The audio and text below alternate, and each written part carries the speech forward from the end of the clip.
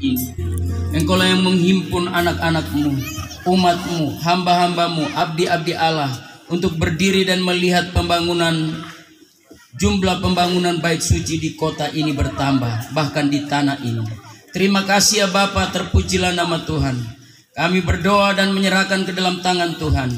Biarlah puji-pujian, penyembahan, kesaksian yang telah dinaikkan untuk hormat dan kemuliaan nama Tuhan menjadi dupa yang harum di hadapan-Mu ya Bapa. Ampuni, suci, kuduskan tiap-tiap pribadi agar kami layak untuk menerima sabda-Mu sebagai standar sukacita kami, ucapan syukur kami, karena kami mau membangun bagi-Mu bait suci. Terima kasih ya Bapa, terpujilah nama Tuhan.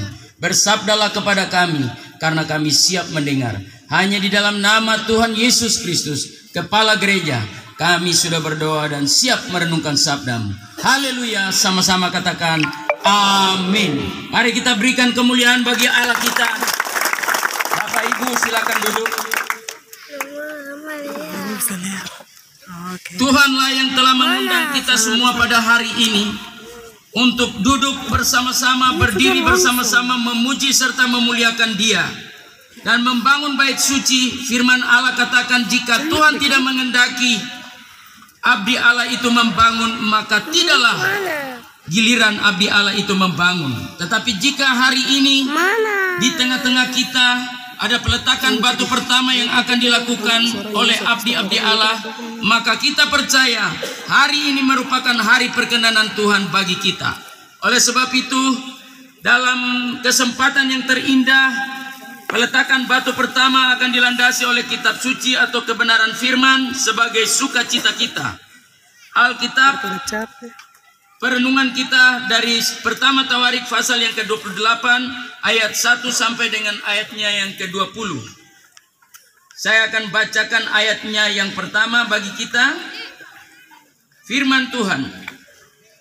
Pesan terakhir dari Daud kepada Salomo mengenai pembangunan bait suci.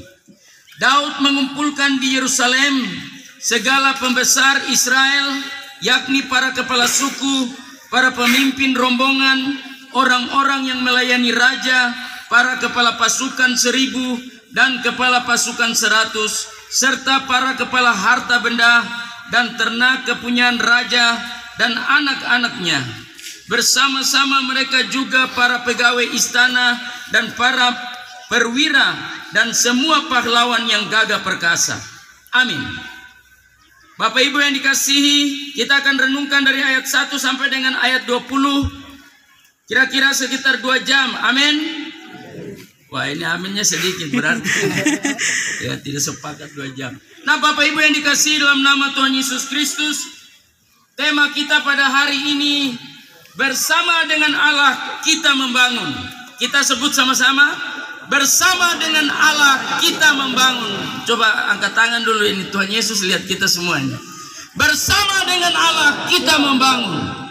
Tangan coba tetap terangkat dulu. Nah, tangan-tangan ini nanti sebentar Tuhan pakai untuk membangun lewat persembahan kita. Amin. Tepuk tangan bagi Allah kita. Nah, Bapak Ibu yang dikasihi dalam nama Yesus, firman Tuhan sederhana sekali. Daud sudah tua dan sepanjang hidupnya dia tidak bangun bait suci, karena dengan tangannya dia bunuh orang dan dengan hatinya dia berbuat dosa. Tetapi inilah pilihan Tuhan. Dia sudah jatuh dalam dosa perzinahan, tapi kalau dia adalah pilihan Tuhan, tidak ada yang blok, tidak ada yang bisa memilih dia untuk menjadi seorang yang dipilih Tuhan. Tepuk tangan bagi Allah kita. Oleh sebab itu, jika hari ini kita hidup bukan karena kita hebat, bukan. Karena 7.000 di bulan Juni sudah mati di Indonesia bagian barat. Tepuk tangan karena saudara dan saya masih hidup. Itu karena Tuhan punya rencana yang indah agar kita terlibat dalam pekerjaan Tuhan. Orang-orang yang terlibat dalam pekerjaan Tuhan dipercayakan Tuhan untuk umur panjang. Tepuk tangan bagi Allah kita. Oleh sebab itu khotbah ini bukan untuk bikin-bikin semangat supaya kau yang tahu kasih memberi itu kau kasih. Tidak, saudara. Tapi ini dasar firman Tuhan, bahwa kita yang dipanggil Allah, kita diberkati Allah, karena kita adalah memiliki hati untuk pekerjaan Tuhan. Amin. Oleh sebab itu Raja Daud setelah jatuh dalam dosa, Tuhan angkat dia kembali. Karena Tuhan tahu di hatinya ada hati memberi. Di hatinya ada hati memberi. Oleh sebab itu pada hari ini firman Tuhan yang tadi saya bilang 2 jam, mungkin 10 menit selesai sudah. Karena saya percaya yang duduk ini punya hati memberi. Amin. Iya. Tidak usah khotbah panjang lebar. Yang penting itu yang duduk itu punya hati memberi. Amin. Tepuk tangan sudah bagi Allah. Nah, Alkitab berkata bahwa bersama dengan Allah kita membangun. Bagian yang pertama ayat 1. Ayat 1 berkata bahwa kalau bersama dengan Allah, Alkitab berkata Allah akan menggerakkan pembesar-pembesar datang untuk membangun bait suci. Tepuk tangan sudah bagi Tuhan. Kalau saudara rasa diri saudara bukan pembesar, hari ini saudara pembesar. Tepuk tangan bagi Allah kita. Ya, mungkin hari ini mungkin ada anak sekolah, anak kuliah. Dia dulu berdoa, pendeta sebut salah, saya ini mahasiswa. Kau juga nanti jadi pembesar. Setelah pembesar-pembesar yang ada ini dong selesai tugas. Amin. Ya, aminnya kecil berarti kau bukan pembesar nanti. Amin. Amin. Karena Tuhan Allah ada bersama dengan kita. Nah, Bapak Ibu yang dikasihi dalam nama Yesus, ayat firman Tuhan berkata kepada kita dengan tegas bahwa Tuhan punya cara untuk memanggil para pembesar. Alkitab berkata ayat 1 bicara tentang Daud mengumpulkan di Yerusalem segala pembesar Israel. Coba kita baca sama-sama. Ikuti kata saya. Daud mengumpulkan di Yerusalem segala pembesar Israel. Mungkin kau pejabat dari kabupaten saja yang kurang-kurang disebut orang. Tapi Tuhan panggil engkau pembesar. Karena Tuhan hargai kau.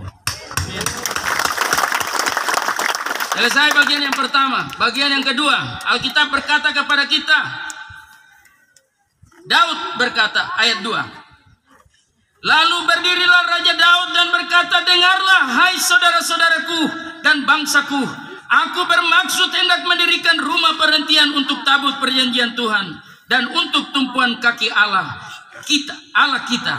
Juga aku telah membuat persediaan untuk mendirikannya. Jadi Daud kasih tahu isi hatinya, aku sudah punya rencana untuk membangun, tapi Tuhan tidak mengizinkan aku membangun. Mungkin di antara pembesar Israel ini, engkaulah yang dipanggil Tuhan untuk membangun. Nah, Bapak Ibu, kalau kita membangun bait suci, kita terlibat 1000-2000 yang kita kasih, kita dihitung oleh Tuhan. Katakan, saya dihitung oleh Tuhan. Saya dihitung oleh Tuhan. Kalau Tuhan menghitung engkau, jangan takut virus yang sedang merajalela ini. Amin. Amin. Karena Tuhan terlalu besar, darah Yesus terlalu mampu untuk jaga saudara dan saya. Kayaknya saya mau tepuk tangan terus untuk Yesus ini. Amin. Karena pasti Yesus punya janji itu hebat dan ya dan amin. Nah, Bapak Ibu yang dikasihi, Alkitab berkata pada pasal yang kedua, lalu berdirilah Raja Daud menjelaskan. Tugas kita hanya kasih tahu. Dan Alkitab berkata Tuhan akan melakukannya. Mazmur 108 ayat 14 berkata kepada kita, bersama dengan Allah akan kita lakukan perbuatan-perbuatan gagah perkasa. Tantangan di negeri ini terlalu banyak. Saya lihat berita-berita, baik televisi, baik itu YouTube itu, aduh, berita tidak banyak untuk negeri lain. Tapi Papua ini kenapa terlalu banyak ya? Bapak Ibu sadar ke tidak? Anak-anak muda sadar ke tidak? Kenapa sih Papua ini terlalu seperti orang mau perang dengan pasukan yang belasan ribu seperti Israel punya. Ayat 27 coba kita pasal 27 kita lihat berapa jumlah orang-orang yang mau membangun bait suci. Kita baca sedikit supaya kita tahu ya. Pasal 1 dari ayat 27. Adapun orang Israel inilah daftar para kepala puak, para panglima pasukan 1000 dan pasukan 100 dan para pengatur yang melayani raja dalam segala hal mengenai rombongan orang-orang yang bertugas dan libur bulan demi bulan sepanjang tahun, setiap rombongan berjumlah 20. Ada yang baca di situ Android Alkitab? 1, 2, 3, 24.000 yang kumpul untuk Tuhan. Tepuk tangan bagi Allah gitu. Itu baru satu pasukan. Kalau kita baca terus, itu ada 20 pasukan dan terdiri dari 24.000. Bapak Ibu yang dikasih, kalau Tuhan menggerakkan, tidak ada yang blok. Tidak ada yang blok kalau Tuhan yang menggerakkan. Kalau engkau bilang, aduh saya begini jadi saya tidak layak dia dapat. Kalau Tuhan pilih engkau, tidak ada yang blok. Tuhan akan cuci engkau jadi bersih. Tuhan akan jadikan engkau batu penjuru, menjadi berkat bagi banyak orang. Saya lewat di kota Jayapura, di klasis kota itu, di depan sering saya lihat ada iklan. Ada anak-anak Tuhan juga yang terpampang di iklan itu. Saya hanya angkat tangan, Tuhan, jadikan anak-anak ini pembesar. Amin. Nah Bapak Ibu yang dikasih, abdi Allah punya tugas untuk berdoa. Abdi Allah punya tugas untuk menyerahkan kepada Tuhan. Itulah tugas Daud. Tetapi Alkitab berkata Tuhan akan menggerakkan untuk membangun. Amin. Karena bait suci itu bukan Salomo punya, bukan Daud, tapi Tuhan punya. Bagian yang ketiga, Alkitab berkata kepada kita lihat kembali di pasal 28. Ayatnya yang ke-9. Alkitab berkata,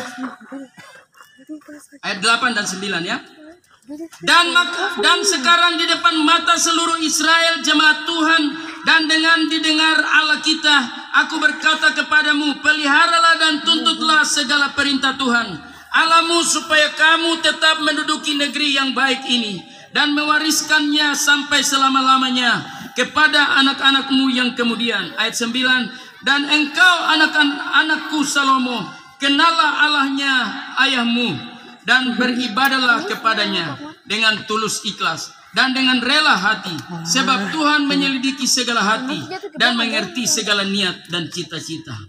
Bapak Ibu yang dikasihi, bagian yang terakhir, Daud mengajak bangsa Israel, tetapi juga mengajak anaknya Salomo. Dia sudah lihat semua anaknya luar biasa, tetapi dia lihat roh Allah sedang menuntun Salomo untuk menjadi raja. Sehingga pesan itu kepada Salomo, Salomo, kau kenal Allah yang saya sembah ini dengan baik, dan engkau harus menyembahnya dengan tulus, karena engkaulah yang akan membangun bait suci. Bapak Ibu yang dikasihi dalam nama Yesus, untuk membangun bait suci kita harus kenal Tuhan kita, karena dialah yang penggerak untuk pembangunan. Bersama dengan Allah kita membangun. Coba kita katakan sama-sama, bersama dengan Allah kita membangun. Kebenaran firman Tuhan, kira-kira masih mau dengar firman? Amin. Amin. Kita berdoa.